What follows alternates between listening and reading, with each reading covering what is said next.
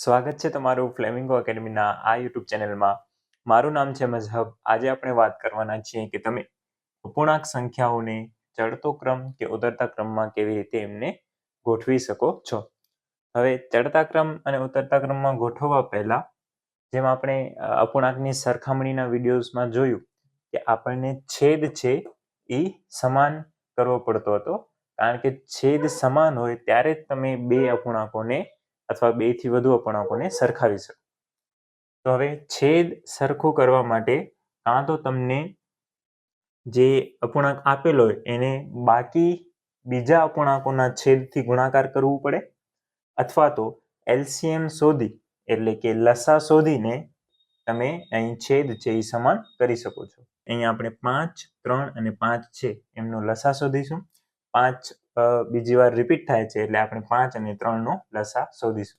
તો 5 અને 3 નો લસા થશે, અહીં આપણે 5 એકા 5, 5 દુ 10, 5 તેરી 15, 5 ચોક 20. હવે 3 માટે જોઈએ તો 3 એકા 3, 3 દુ 6, 3 તેરી 9, 3 ચોક 12, 3 બચ્યા 15. 15 છે એ લઘુત્તમ સામાન્ય અવયવી છે. તો 5 અને 3 નો લસા 15 આવે છે. જો તમને લસા કેવી રીતે ગોતવા, લસા અથવા તો ગુસા, તો એના માટે અહીં પ્લેલિસ્ટની લિંક આવતી હશે, એના ઉપર ક્લિક કરીને તમે એ ડિટેલમાં સમજી શકો છો. હવે 5, 3 અને 5 એને આપણને જેટલું લસા આવ્યું હોય ને, અહીં લસા છે 15, તો છેદને આપણને 15 બનાવવાના રહેશે. તો હવે સૌપ્રથમ જોઈએ કે 3/5. તો હવે 3/5 છે, તો હવે 5 ને તમે 15 કેવી રીતે બનાવશો? તો 5 તેરી, તો અહીં 5 તેરી 15. હવે 3 થી ગુણાકાર કર્યું 5 ને, તો ઉપરની સંખ્યાને પણ 3 થી ગુણાકાર કરવાનું રહેશે, એટલે કે 3 તેરી 9. અહીં આવી રીતે 3 તેરી 9, 5 તેરી 15. હવે અહીં જોઈએ 3 ને કેવી રીતે 15 બનાવશો? તો 3/50. તો 3/50 15 અને ઉપર આને પણ 4 ને પણ 5 વડે ગુણાકાર, 4/50 20. હવે અહીં જોઈએ 1/5 છે તો ફરીથી 5, તો 3 થી ગુણાકાર, તો 5 તેરી 15, 3 એકા 3. હવે છેદ સમાન થઈ ગયું.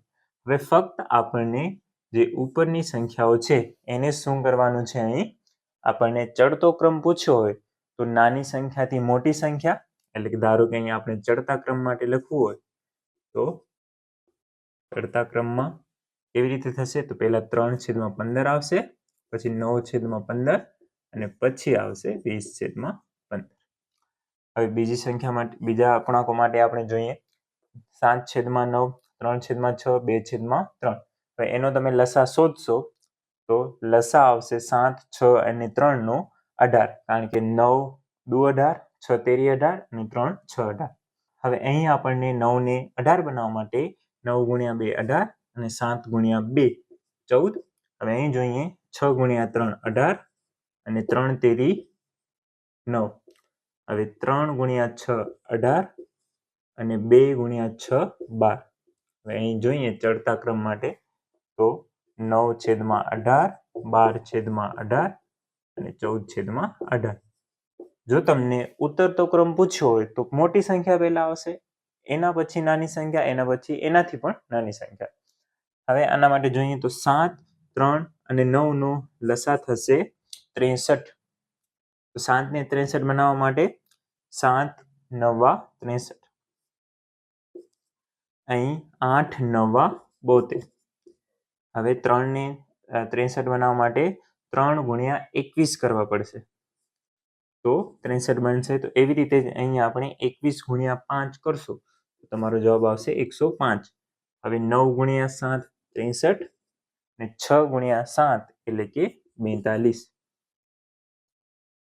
ચડતા ક્રમમાં ગોઠવીએ તો 42/63, 72/63 અને 105/63.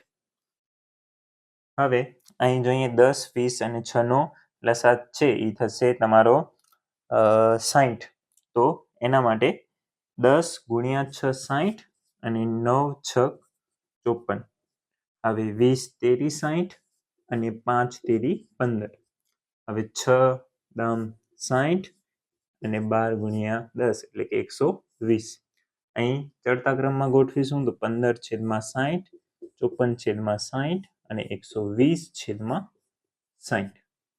તો આ હતું અપૂર્ણાંકોને કેવી રીતે તમે ચડતા અથવા તો ઉતરતા ક્રમમાં ગોઠવી શકો.